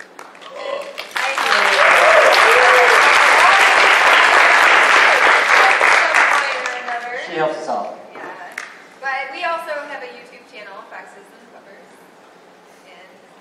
There's no microphone in front of you. For those who couldn't hear it, there is a YouTube channel, and it is Foxes and Peppers. Plural. Foxes. And Peppers. Foxes and Peppers is the YouTube channel. Guys. I was gonna have you talk about what channel will be on next week. Yes. Yes. In a little more than 1 week's time, a week from this Saturday, Fox and Pepper will be on The Dragon Show. We came up with a concept a while ago because I've been a part of a few of these with other people, and I always thought it was very fun behind the scenes. So we figured, why do it behind the scenes? A week from this Saturday, Fox and Pepper will be unveiling their Kickstarter for #2, and you are all invited to join us live on The Dragon Show as we live stream the Kickstarter party with rewards, levels. Basically, I'm going to try to kill Fox and Pepper with booze. And we have stuff planned that they have no idea about. They're in rehearsal right now, but they have no idea. Like special guests coming out for this, and they have not a clue. It's going to be amazing. So please join us, and guys, that's on the Dragon Show YouTube, just so they know. Yeah. Thank you. Yeah, it will be on the Dragon Show YouTube. And for those of you who don't know, one of the reasons we're doing this is #2. I am a huge Fox and Pepper fan. This is going to create a CD for the fandom. I will always be there, and that is why we are doing this. I hope you guys join us, and I really hope that we make this CD one of the best in the fandom. We have a question? As I can recall, there's a Patreon free party. When do you have to be a Patreon by? It's an hour before. All Patreons, Fox, Pepper, or The Dragon Show will have an hour before we start, just a stream, Q&A, questions, just kind of like a chat hour just for the Patreon. But just a warning, we'll probably be sober, so I apologize again. Yeah, I just want to know when to become a Patreon to do that. As long as it's before Saturday, and it's any of the three. So Fox, Pepper, or The Dragon Show, any of them can join that in. We'll be putting out the link for them in one of their, all of the channels for that. Thank you. I totally appreciate it. I have one more question. Go ahead, Sam. I just said thank you. Oh, absolutely. One more question in the back. What we got? You guys started earlier, and then it turned into horror stories. You guys were going to give us advice. That is how we are. Yes, that is how we are finishing off this panel. Yes, absolutely. I do apologize. These gentlemen up here are actual YouTube celebrities. They are making their livings being entertaining. I am a stage performer, so first we entertain you, and then we educate you, because we want you to stay in the room and not throw tomatoes at us. Thank you. So actually, that brings us to the last two that I wanted to cover. We're going to go into, there's an old game that I used to play. It's called King's Cup. It's okay. There was a beautiful question that was once posed during this game. So I'm going to make us play that right now. Your answer may not have any of the panelists on it. Name somebody who has inspired you and who you think that the people out there in the audience should view. Give us somebody who inspired you, and the people out there should take a moment, sit down, and watch their stuff. Who is it? It can be anyone, but it cannot be a panelist. I might steal your quote. Does anyone else want to? I think you're first, Andrew. Okay. I might be stealing your answer, but one of our favorite comedians is Cal Kinane. You can look him up anywhere on Netflix. He's got a few on there. And we just freaking love him. And every time we see him, we're like, man, we gotta up our game. He's just too good. If you have the intention of doing true stand-up comedy, going on stage, being alone out there with a microphone, Kyle Kinane is your masterclass. That gentleman could say anything that he wants and make it funny. And how can he do that? Energy in the audience, how he says things, alliteration, jokes in the middle of stories. You watch him once and you realize that's what stand-up comedy should be. I totally agree with you. He is one of my fucking heroes. Who else has a gentleman outside of this table that has inspired you who they should watch? Marcus? So I think one of my biggest inspirations really into getting into YouTube was literally Game Grumps. Just because Danny and Aaron have the best sense of humor that I've ever had, like I've ever seen. And honestly, like watching them, especially when I was overseas, really pushed me into doing things like Vine and into YouTube, which was really how I started out. Very nice. Guys, so we got Game Grumps, Kyle Kinane. You know, I don't consider him popular except for the fact he has like 6 million subscribers, but Odd One is out. Odd One is, I don't know that one. He does a lot of storytime videos, but he animates them.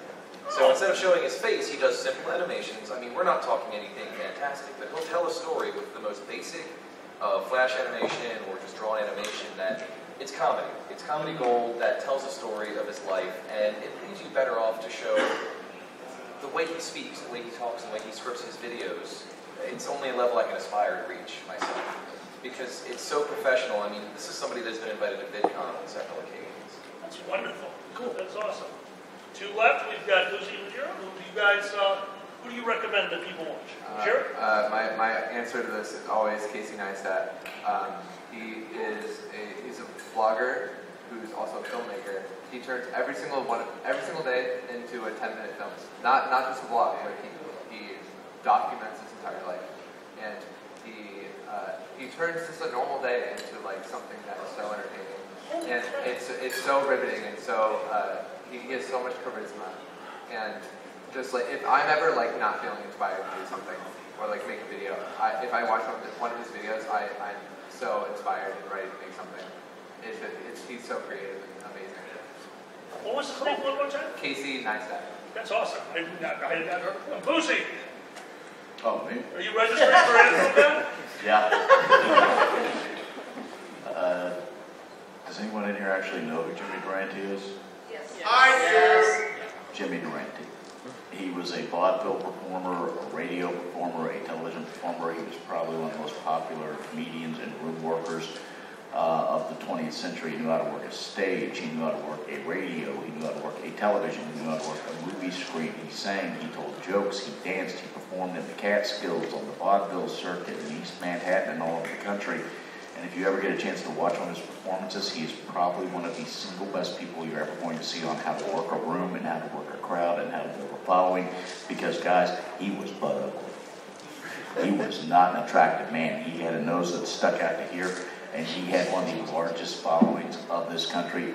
And that's just a wonderful act to watch on how to build that and how to work a room, how to work an audience, how to do comic timing, and all of those things. So, cool. Nice. Awesome. Thank you, Mrs. Calabash. wherever you are. Very nice. All right. So now we go into a little bit of the how-to. Guys, what's the one piece of advice that you wish you would have received before any of this happened? You wish you knew this one thing before you published your first video, before you sat down in front of the camera, before you wrote your first blog. What is that one thing you wish you knew way earlier? Out of fear. I wish I knew that I needed more beer. If nobody else is going to Go take for it, my it. friend. So it's a little bit of a two-part. So obviously, first one, try to avoid politics unless you've done your research and can remain objective throughout the whole thing. Just avoid that like the plague. And second of all, for all of us, no matter what our content may be, the fanciest of equipment doesn't make what you do better. You make what you do better. So don't be scared to try new things and learn and grow without wasting thousands of dollars on something that someone else has. Very nice. I like that one. I like that a lot. Don't take the fucking bait. Don't take the what? Don't take the bait. There's got to be some asshole out there that'll try to get you to say something about politics, that'll try to get you to argue a position. They're just trying to back you into a corner. They're trying to make you look stupid. They're trying to do the gotcha. You're not going to change anybody's mind. What's most likely to end up happening, you're going to end up looking petty to someone out there who actually does like your work, and they're going to say it's a victory, even if it's very clear they're a moron, and there's no fucking point in doing it. Just know the battles you should and should not fight, because occasionally someone's going to come in and say, you hate this, you hate that, and you're not going to convince them otherwise. Guys, I did that piece about the legality, the questionable legality of certain types of art. And on one side, there were people screaming I supported it. On the other side, there were people screaming that I was trying to shut down the First Amendment. And my reaction was, that's how I know I did it right, because both sides are saying that I'm wrong. And in a topic that I write, like I write about law. When I'm writing about law, if I'm doing that, I'm giving an objective viewpoint on a subject that has to be objective. But arguing with one side or the other, it wouldn't have gained anything, and it would have detracted from what I was doing in the first place, and it would have led off into this whole thing. And guys, I think at Anthrocon we can say there are people who may or may not have doubled down on some topics they should have left the fuck alone, can't we? Yeah. Anyway. Guys, that piece of advice. What do you got? Go ahead. I think the biggest thing with, especially something like YouTube, right? Or even something in general. YouTube is a place for YouTubers. So literally, if you struggle with something, you don't understand how something works, you just want to know something, or you want to get new ideas, YouTube is there not only for you to create content, but for you to look at content. So if you don't know, something specific about a camera, if you don't understand how to work a specific thing of live streaming, there are videos on everything, on every point. So literally, if you ever get discouraged, or if you ever don't understand something, the easiest way to do it is to break it down to step one. Okay, I need this software. So then type it up. And then you move on. You move towards the next step. That's the... Did they pay you to say that? That sounded really, really advertising for you. Hey, don't get salty just because you guys are monetized.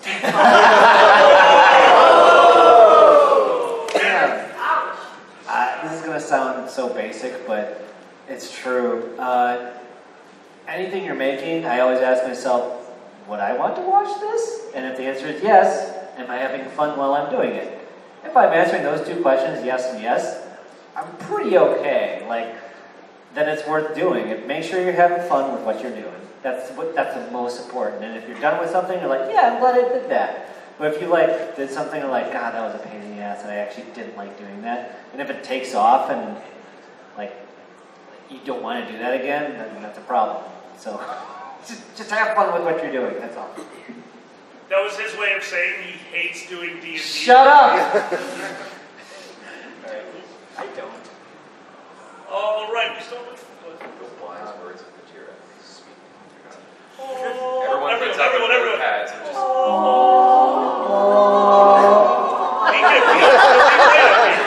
We are really fucking white up here. We cannot keep a tune. Go ahead. If you're a creator of anything, you need to find your own style. It's very easy to if I made this mistake, if you watch my videos from 2015, you can tell that you can tell who I was watching in mimicking. And it's okay to do that in the beginning, because if you don't really know what you're doing with editing and watching other people and kind of modeling your editing style after that, I'm not going to say that's arguably bad, but it's not going to help you stand out.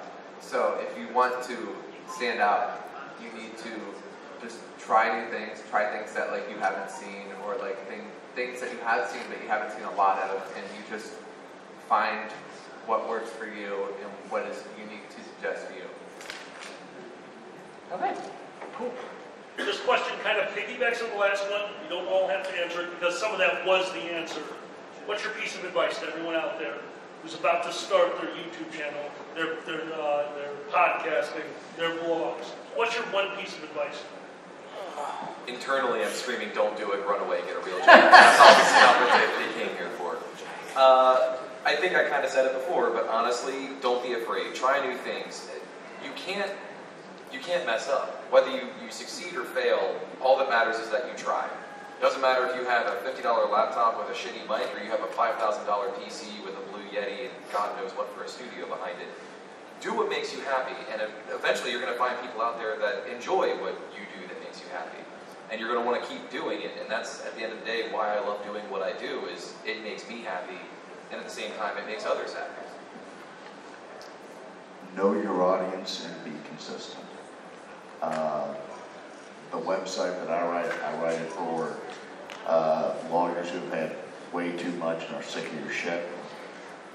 Brand new lawyers who need advice, and laymen who are fucking idiots and know you're fucking idiots. And that's the tone I use on it, and that's what works for it. And consistency is important. If you say, I'm going to have 3 things up every week, and they're all going up at this time, and that is your schedule, build a fucking backlog. Have something ready to go in case something happens to get it up there, because the second that you have to take a break, or the second something happens to you, or the second that your computer fails, or there's an emergency in the family, and all of a sudden you don't have something up there for a week, 2 weeks, 3 weeks while you're taking care of it, people stop checking. And it's hard to get people who have stopped checking to come back after that. So you have to be sure you can be consistent and go for your audience. Don't try to get somebody's audience. It builds up what Jared said earlier. You don't want to ape someone else to try to get their audience. Build your own voice, build your own audience, and be consistent towards that as well. Okay. Any other advice at the table? What do you have, Jared? Your first video is going to suck ass. it's a fact. You can't avoid it. Your first video will be terrible. And that's okay, because all of our first videos were terrible. They don't exist anymore for a reason.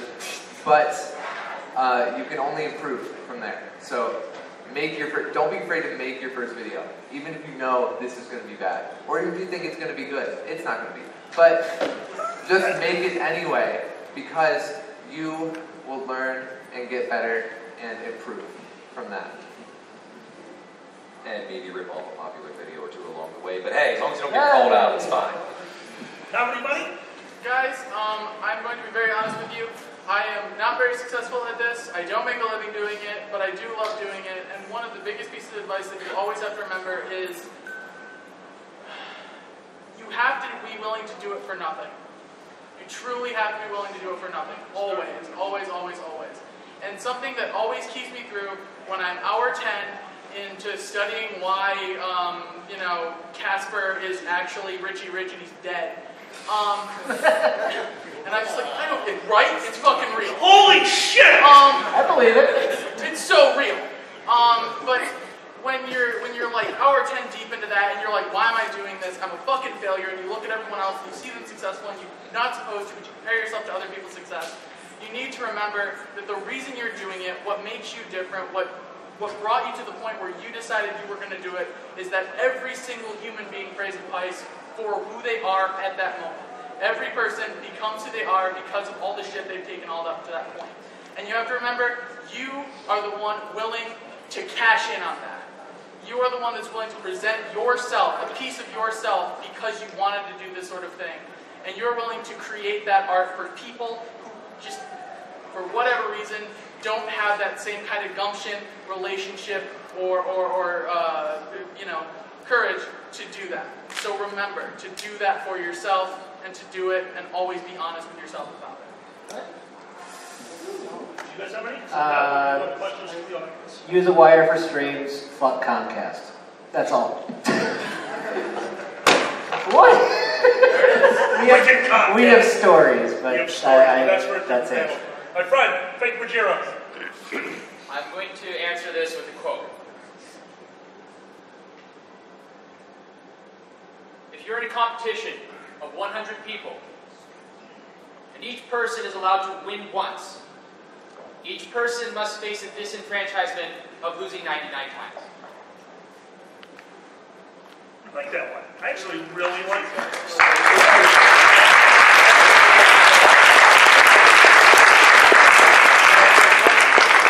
Sounds good. All right, guys, we only have a little bit to the show left. I wanted to do this earlier, but we kind of got on a roll. I've actually been really enjoying myself. Guys, we're going to go out to you. We're going to quick fire these so you can ask an individual or the whole panel. Guys, what are your questions? We're going to go a little bit for your questions. My friend over here at the table, go ahead. Personally, I am social remarks, but both my parents also served as well, and it was hard telling somebody else story. But how did you explain to fellow friends, fellow workers, or when they eventually taught that? How did you come through with telling them that you were into the program? So I think the biggest thing, especially with the military, is that ultimately, if you get the job done and you're not a liar, nobody cares. If I come up to somebody and say, hey, you know, my free time, I go to furry conventions. They're like, okay, did you finish your work?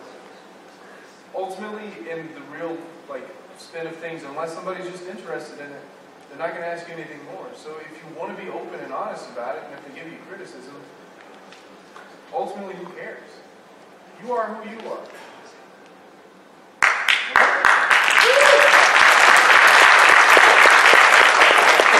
Right here, go right ahead. This is for Boozy and Alpha. Did you guys find everyone you needed for the fake furry court case?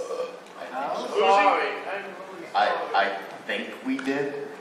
I'm not certain. I know I have both of my witnesses, but I have no clue what opposing counsel has done.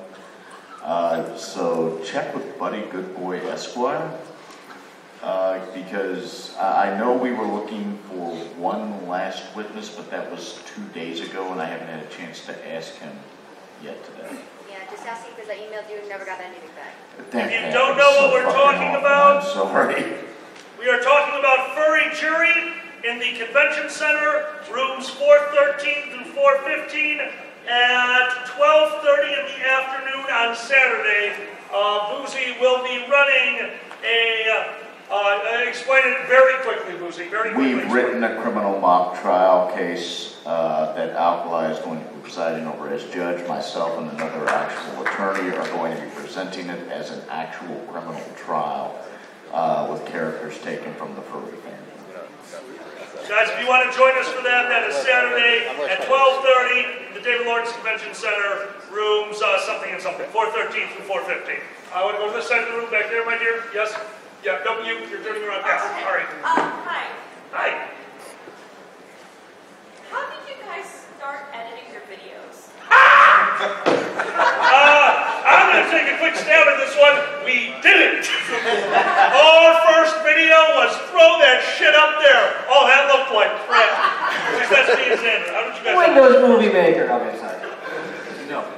But how did you guys edit your first videos? Windows Movie Maker. Yeah! Windows Movie Maker. Cyberlink Power Director. Cyberlink Power Director. I don't, there was some knockoff of Adobe, I don't remember.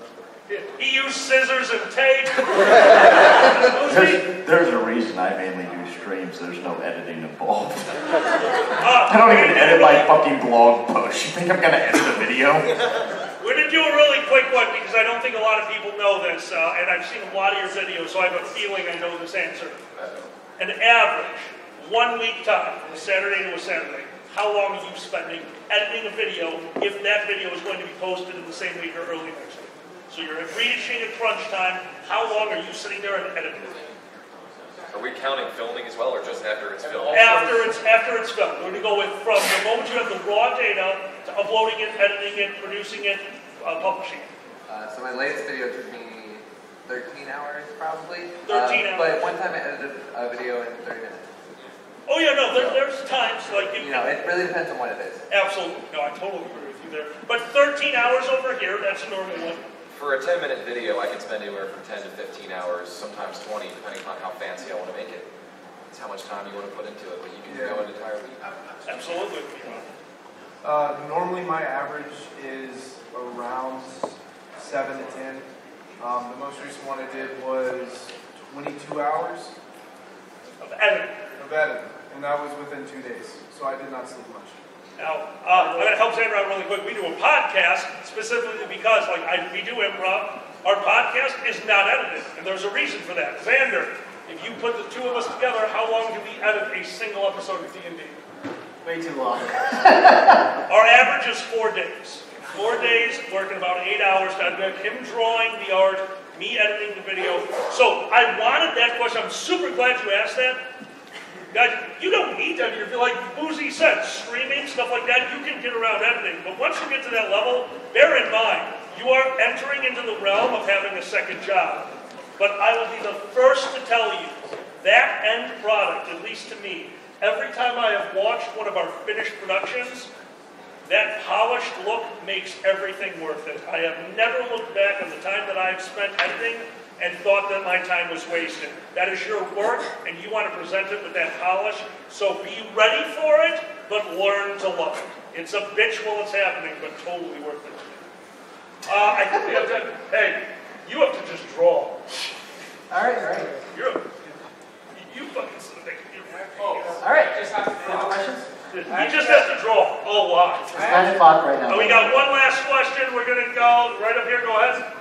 I'm actually a freelance voice actor. I'm wondering if maybe you would, how someone like me would be able to get into doing what you guys do.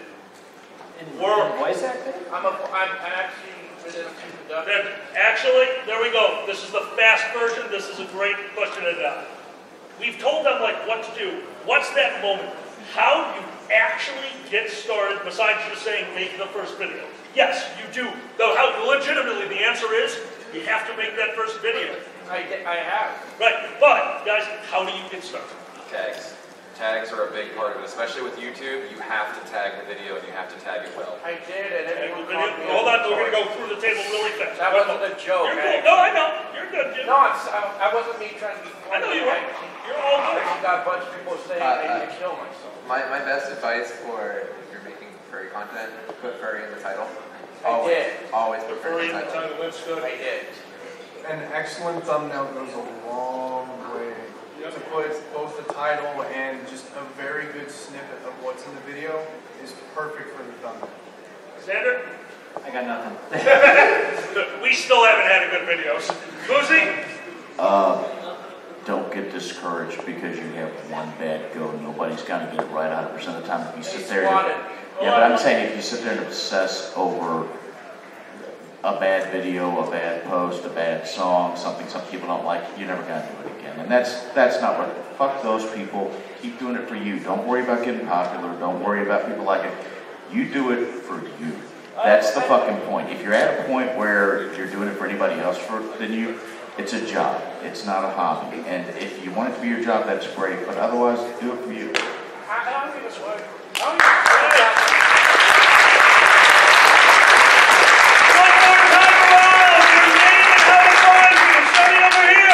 KiwiFox, youtube.com/KiwiFox.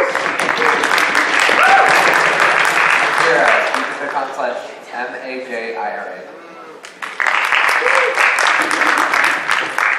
Mark Sparks, you can find me by typing Mark Sparks or youtube.com/RECSE112. Again, you can look up dragonshow.com or Dragon Show on YouTube and all those things. LawyersandLiquor.com or just watch my Twitter feed. I wore myself out constantly.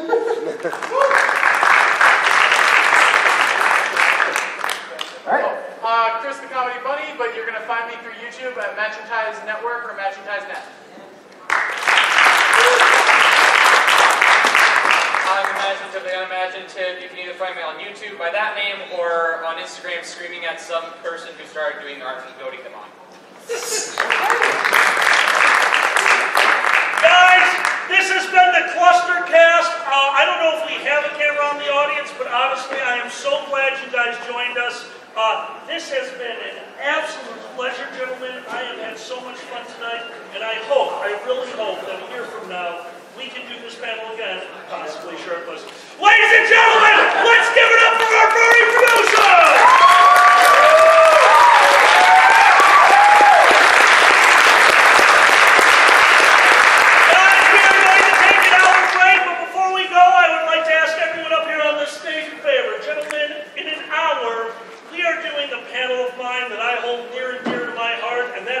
Mystery Science Theater 3000. Mistake! Also known as Mistake. Would you guys like to join us on stage to make fun of a movie and get so drunk that you pee ethanol? That's why I'm here. No, oh, I love when Jerry's like, I'm gonna die. You in? I'm in. Sandra, you in? Of course. You have to be, haha. Guys, this has been the ClusterCast. Thank you very much for joining us.